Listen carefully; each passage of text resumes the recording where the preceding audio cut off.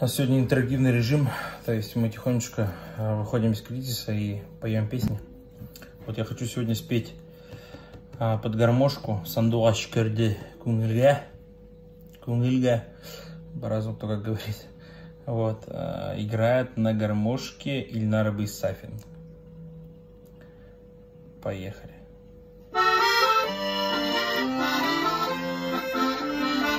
Где-то тон здесь повыше, могу не совсем попадать, не так будет звучать, но попадет.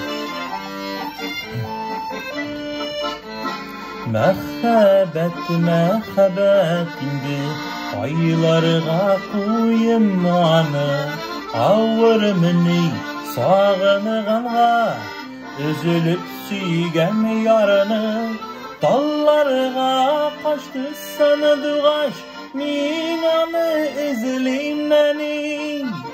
Сандугач керде күңелгә, җырламый күзим мени. Сандугач керде күңелгә, җырламый күзим мени.